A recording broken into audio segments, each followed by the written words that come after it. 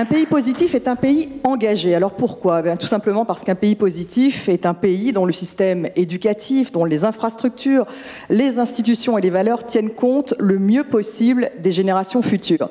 Alors ces critères sont inclus dans l'indice de positivité appliqué aux pays de l'OCDE.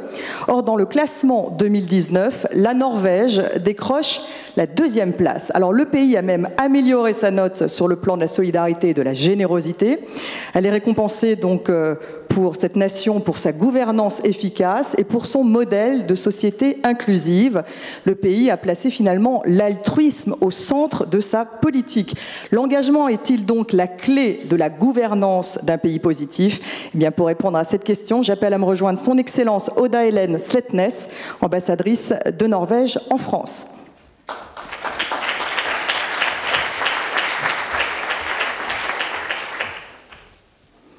Madame l'ambassadrice, vous avez 10 minutes.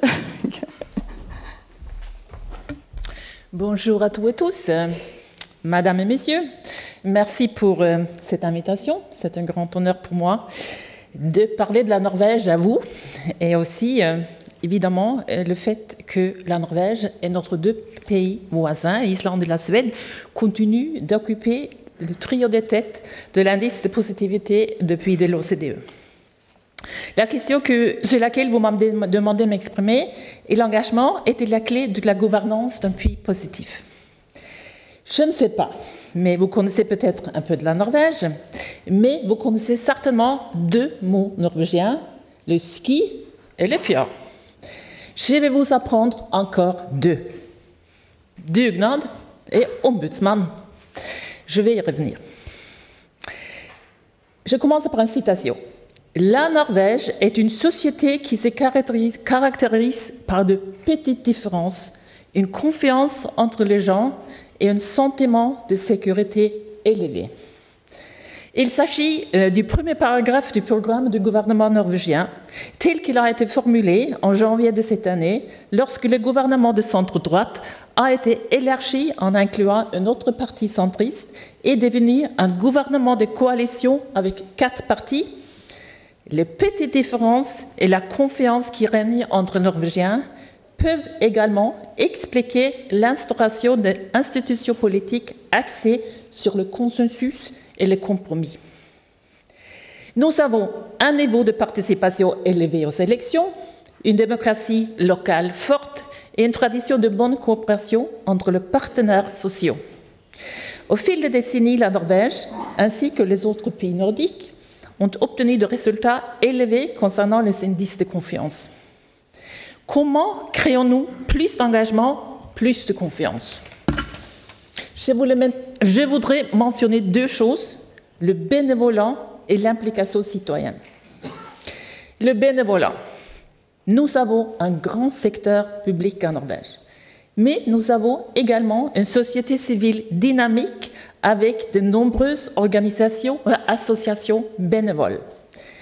Le secteur public les soutient par le biais des programmes de subventions, des allègements fiscaux et des exonérations de taxes. Il y a un consensus politique sur le fait que ces organisations et associations résolvent des tâches sociétales importantes et que les autorités publiques, au niveau local et national, doivent faciliter leur travail. Le travail bénévole contribue à créer de bons lieux de rencontre d'engagement. Nous disons volontiers que cela soude la société. Le travail volontaire non rémunéré a une longue tradition en Norvège et le point de départ est la tradition norvégienne appelée le dugnad. Le dugnad a ses racines dans une société paysanne médiévale et il est également lié à la géographie norvégienne avec ses fermes et villages dispersés.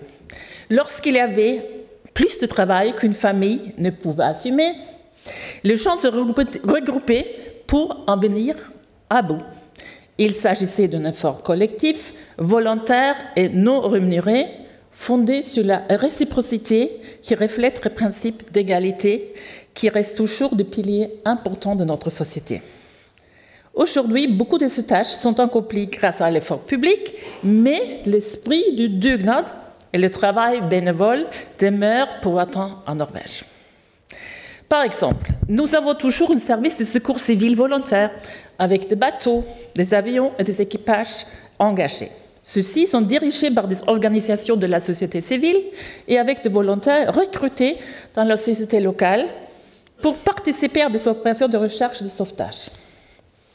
Nous continuons d'organiser le dugnad dans les clubs sportifs, dans les associations coopératives autour de l'habitant, au jardin d'enfants, à l'école. Cela peut comprendre des tâches pratiques ou des activités pour générer des revenus.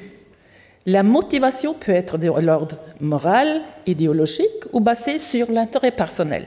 Le dugnad est perçu comme social, ludique et volontaire, tant pour les adultes que pour les enfants. Il contribue ainsi à renforcer la communauté et créer des citoyens engagés.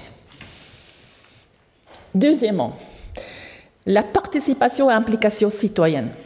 En France et en Norvège, les processus et les décisions ont la plus grande légitimité lorsque les personnes concernées sont écoutées et consultées.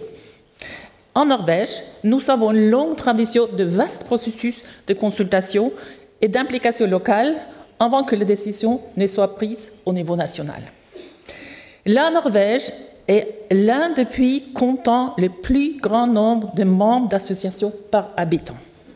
Lorsque les autorités politiques facilitent une large implication des citoyens en participant au processus démocratique avant que les décisions ne soient prises, cela contribue également au partage du pouvoir.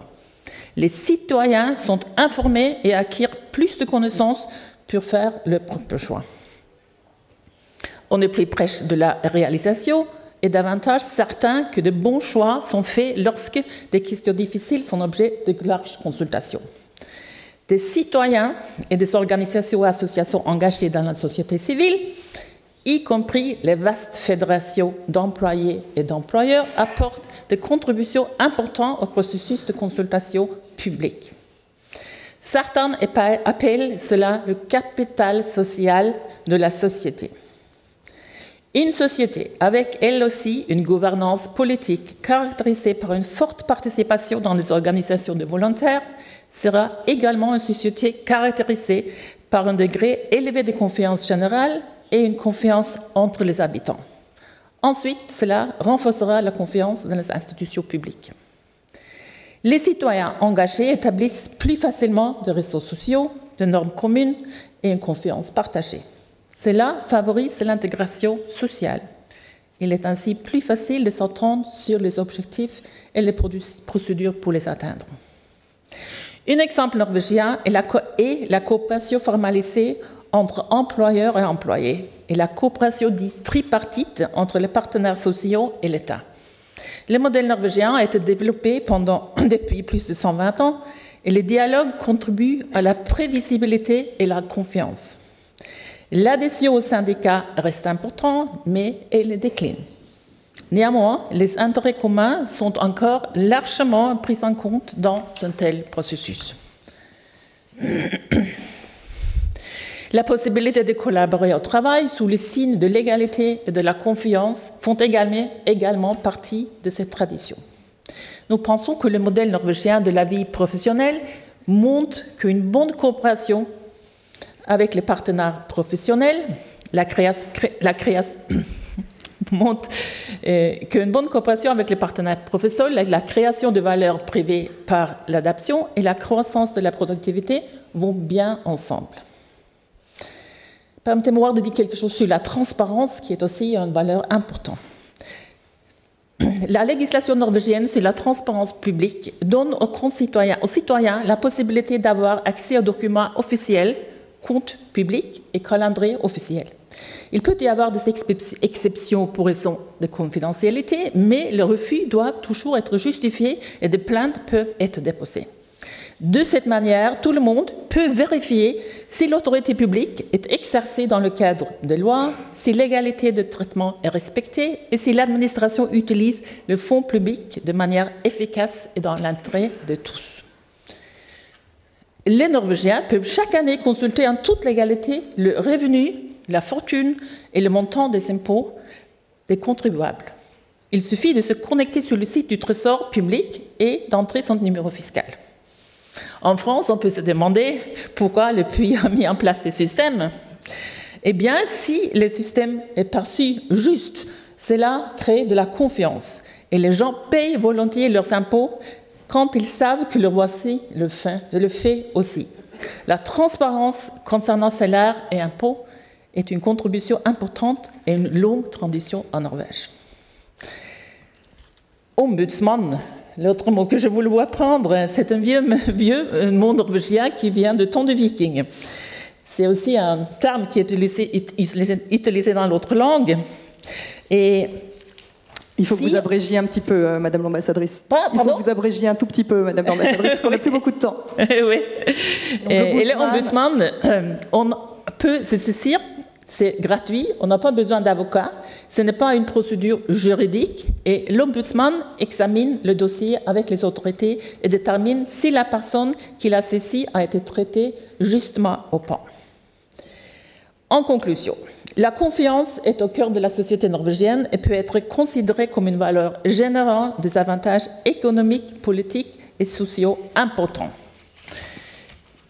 La participation à l'école, sur le lieu de travail, des processus politiques transparents et démocratiques, des institutions fondées sur le consensus et le compromis, la transparence dans l'administration dont je parlais, et un degré élevé de participation aux organisations et associations de la société civile sont des éléments importants pour soutenir cette démarche.